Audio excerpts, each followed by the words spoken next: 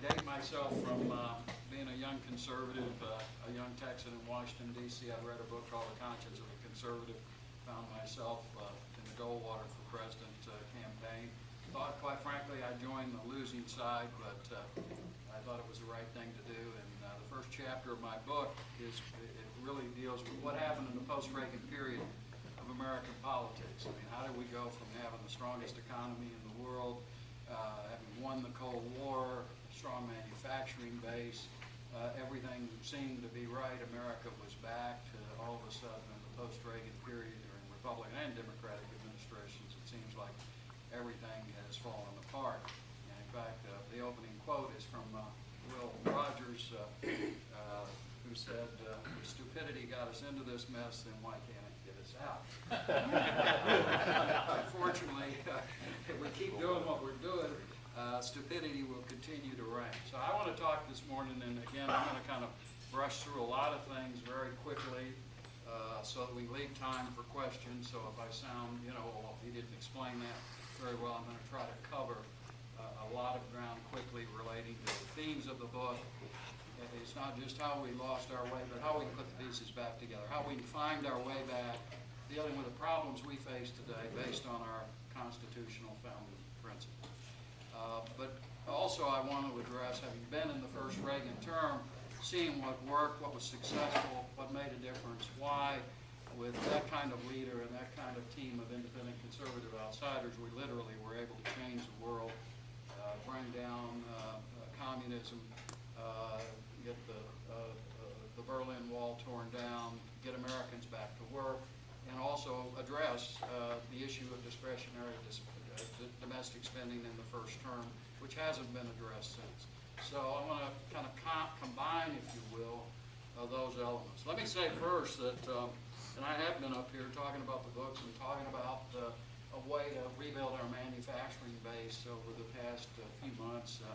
But one of the things that I'm struck by, not only how nice everybody is in Iowa, my wife was up the last trip and she made that comment to me, but secondly, how important your process is. I mean, I've been frustrated in the post-Reagan period with the power of big money.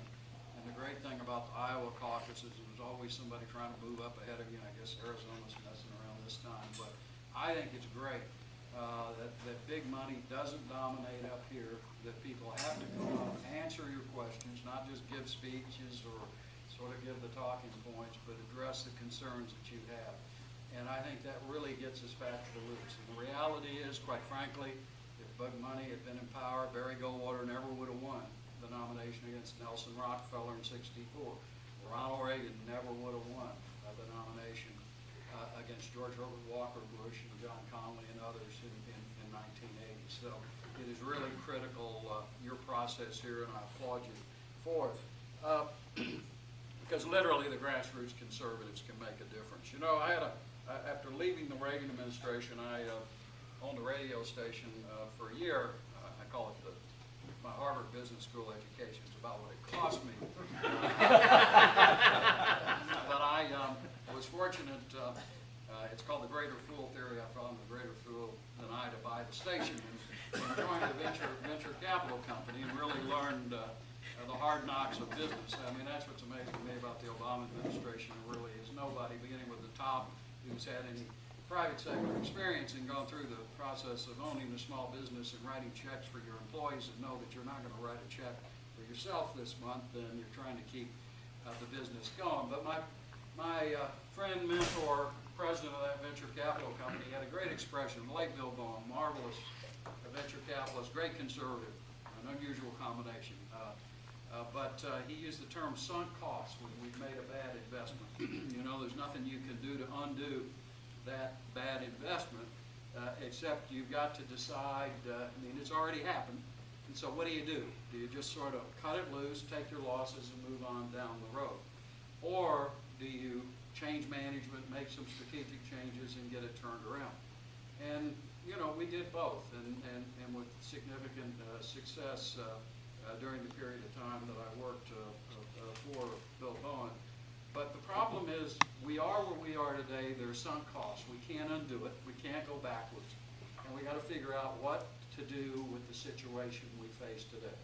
So what I want to lay out in the time I have here this morning is kind of an overview of how we put the pieces together and what I think a conservative administration ought to do is, as we come back, hopefully, and replace this president and this administration. You know, again, borrow a little phrase from my former boss, Ronald Reagan, speaking of the economy. I saw that President Obama was in Iowa and he's going to have a jobs program.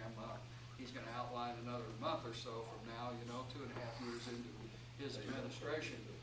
President Reagan had an expression, you know, a recession is when your neighbor's out of work, a depression is when you're out of work, and a recovery, I'll borrow it, I'll change it a little bit, a recovery will be when President Obama is out of work. So we've got a lot ahead of us, but it is critical that we figure out get beyond the talking points and figure out a plan and specific ideas is how we can get Americans back to work, how we can bring manufacturing back.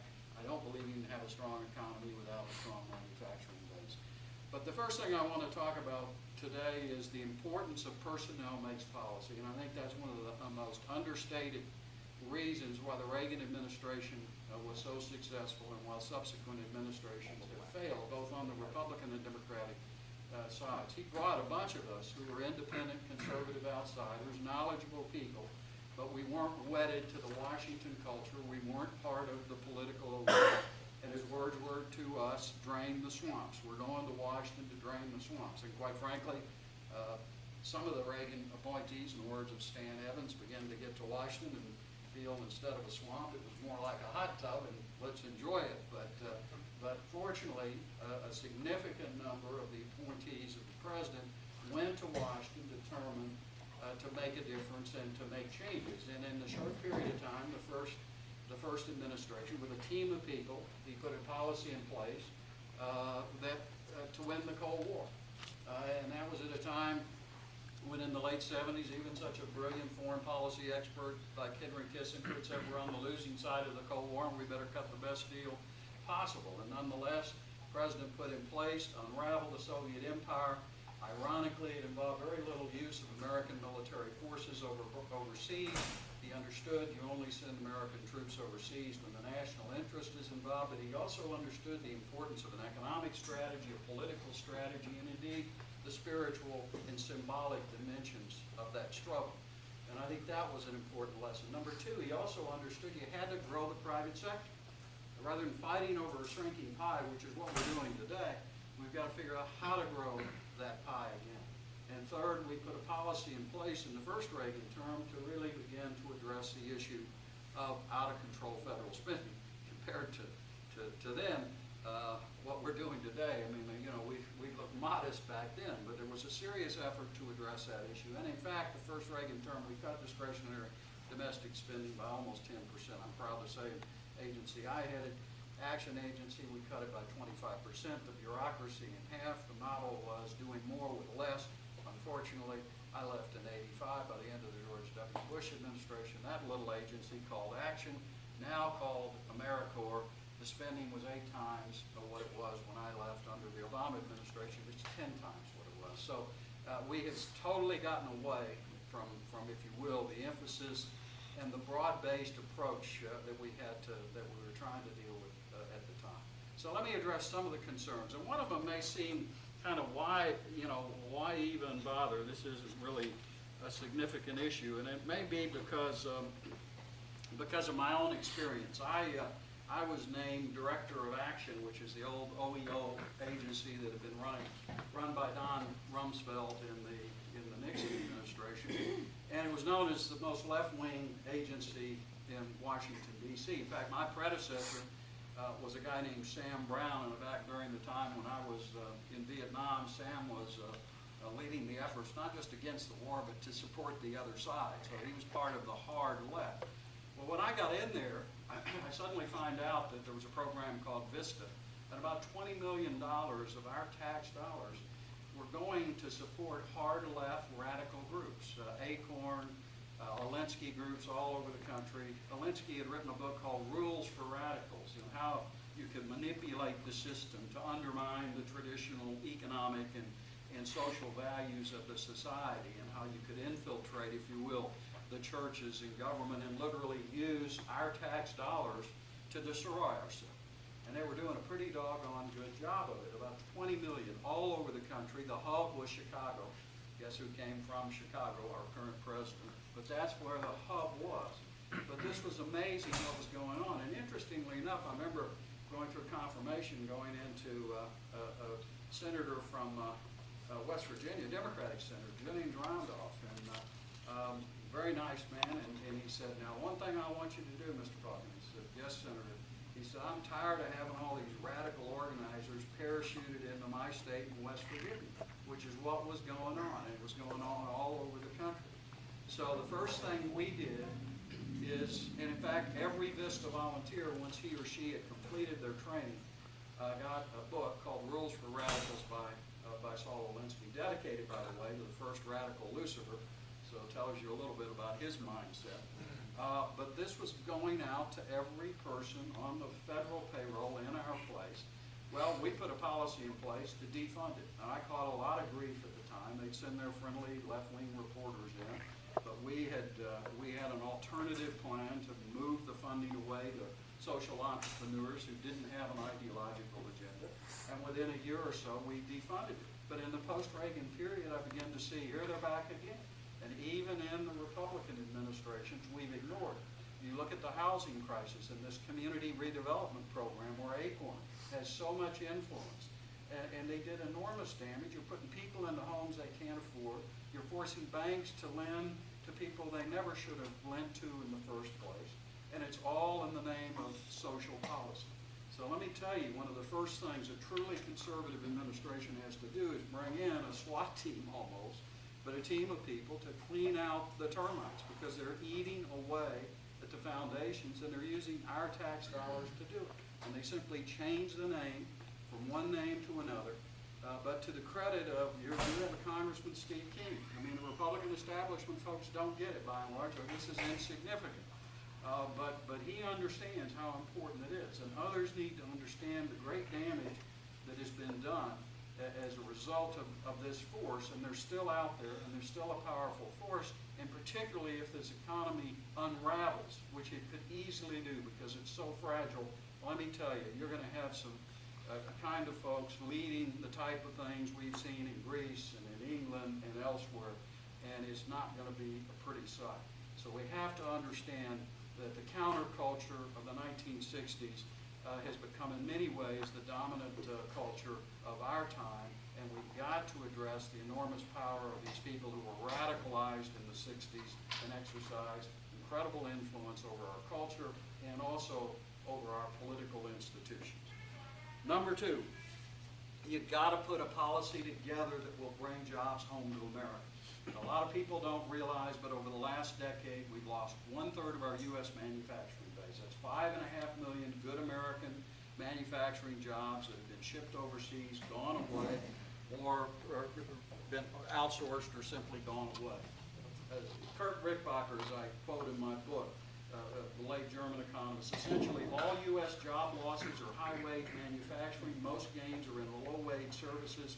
In essence, the U.S. economy is restructuring downward while the Chinese economy is restructuring upward. And the reality is this isn't just an Obama administration has made a bad situation worse, but the reality is this has been going on for an extensive period of time, and I would suggest to you it's because we have the most onerous corporate tax system in the world. Literally, we have a tax system that rewards shipping American jobs overseas. It rewards exporting prosperity, and we're doing a good job of that, but it's a job killer for the U.S. 35% corporate tax rate, 7.5% employer portion of the payroll tax, and the big guys, the General Electrics of the world, they figure out how to work the system, this complex code, so they don't pay corporate taxes. They move facilities overseas because it's advantageous to do so. They park money overseas because it's advantageous to do so under this system. What we've got to do is tear this system out at its roots, replace it with an 8% border-adjusted business consumption tax, applicable to all goods and services coming into the U.S. All exports would get a tax credit against their 8% business consumption tax. Most Americans do not realize We're facing a stealth tariff in country after country that enjoys a huge tax advantage over us when we try to export goods overseas. Germany, which is a high-wage nation, has a strong manufacturing base, has trade surpluses, and guess what? One of the major reasons, and they also have a situation in which their manufacturing sector is growing and becoming more significant while ours is being hollowed out. The reason I would argue is very simple. Take a U.S.-made Cadillac trying to compete against a Mercedes-Benz. Let's say both of them are priced at roughly $50,000.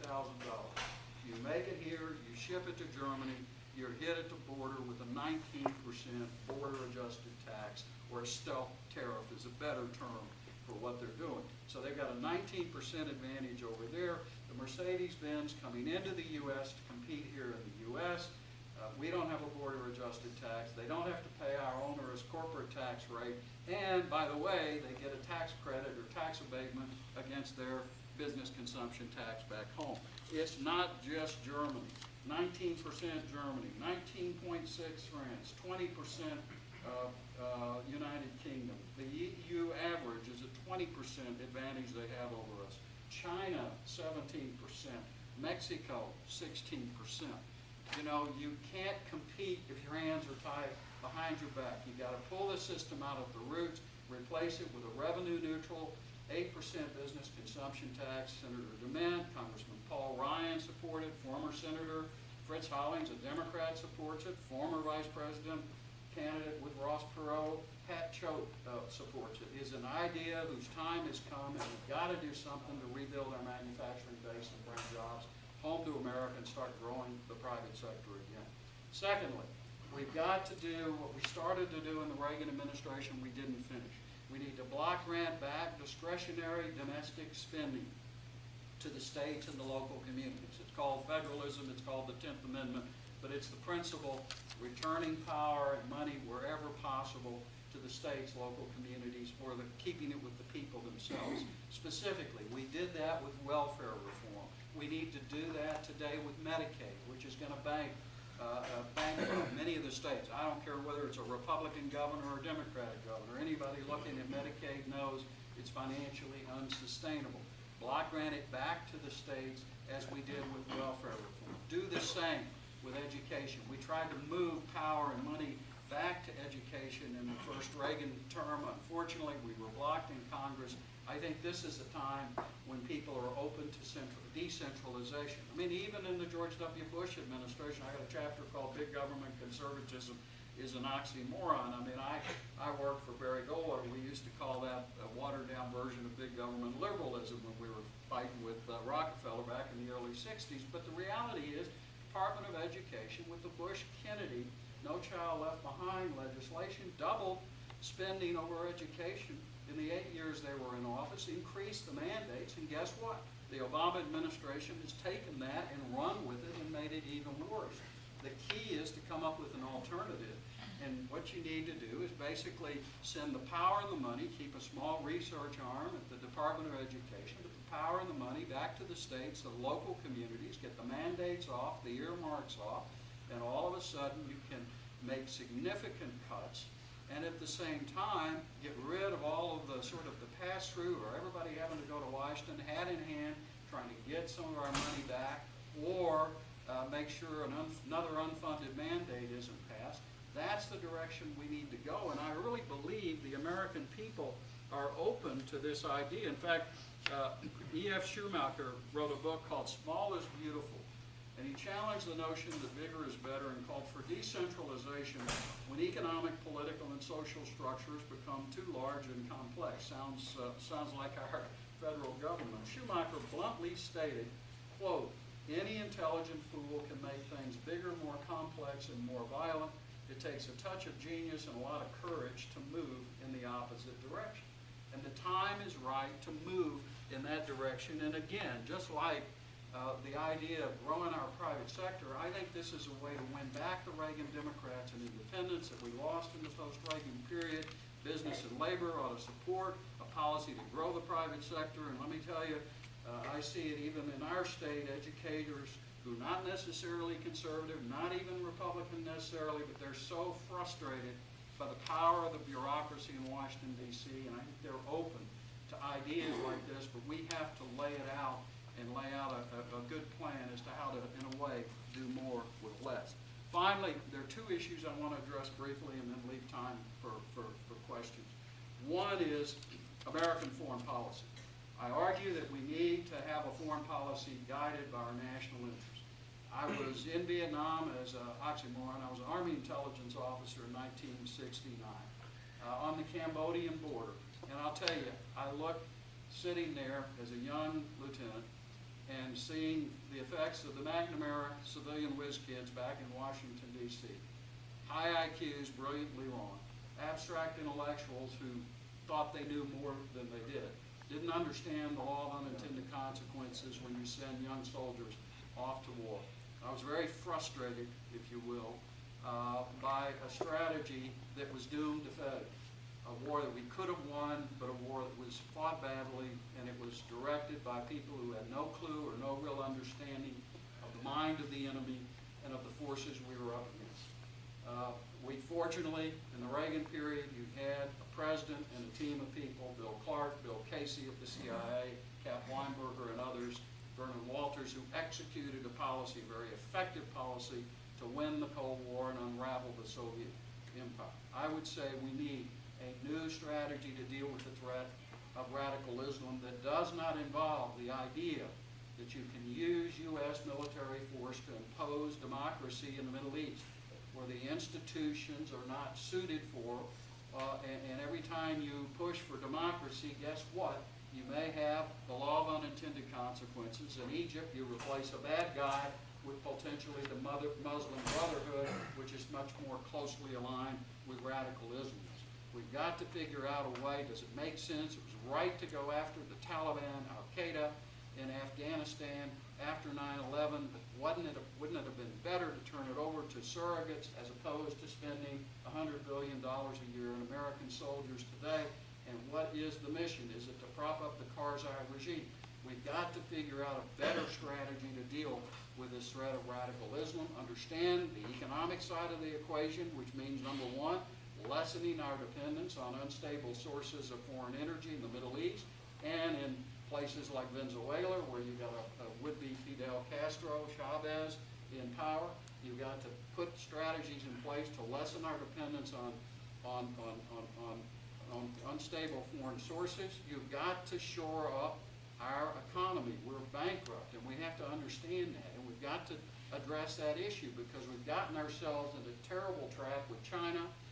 They are the lender, we're the borrower. We owe over $1 trillion. You've seen huge technology transfers, huge takeover of manufacturing across the board, and we have got to put policies in place to wean ourselves away and move in a different direction.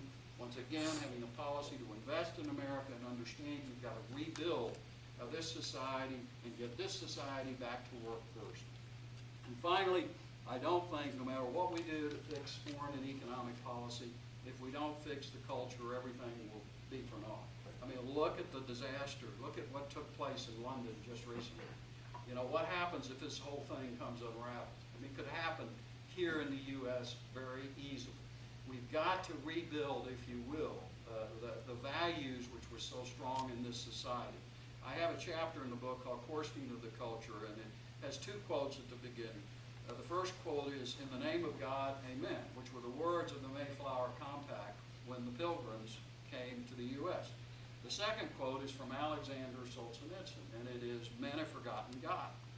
And Solzhenitsyn described how when he was a young boy in Russia, he asked the village elders, why did all of this happen? It was after the Leninists and communists had taken over his nation. And they said to him it was because men have forgotten God. And of course he went through the Gulag, wrote these marvelous works, and 50 years later he said, after studying it, I came to the conclusion there was no better explanation as to what happened to my nation than that men have forgotten God. But then he came to the West. He was in exile in the West. He spoke at Harvard. He later went to Templeton. He won the Templeton Prize, later went to London where he was awarded the Templeton Prize. And he said to us in the U.S. and in Western Europe, you too are making that mistake. You too are forgetting God. If you don't have that underpinning of the Judeo-Christian ethic, if you have a culture guided more by the values of the Hollywood than the values of our founders, then everything is going to come unright. Your roots, you're going to have increasing rootlessness, a lack of a sense of the importance of family, neighborhood, and community, all of which you understand here in Iowa.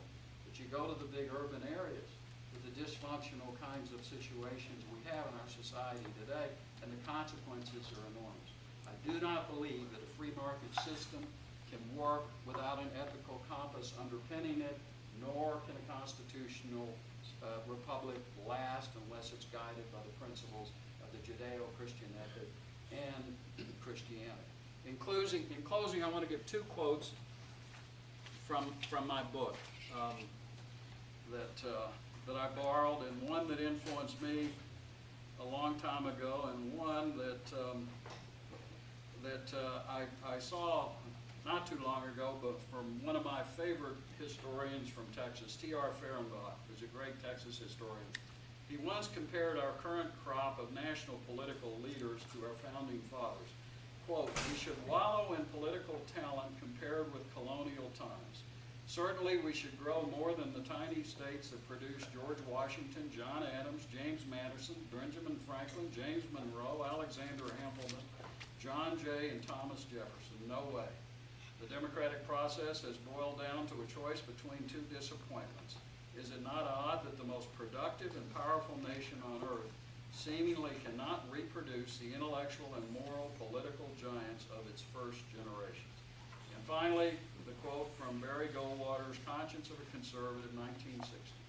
"The time will come when we entrust the conduct of our affairs to the men who understand that their first duty as public officials is to divest themselves of the power that they've been given. It will come when Americans in hundreds of communities throughout the nation decide to put the man in office who is pledged to enforce the Constitution and restore the Republic." Gosh, that was written in 1960, how many decades ago, and how true it is today. Anyway, thank you.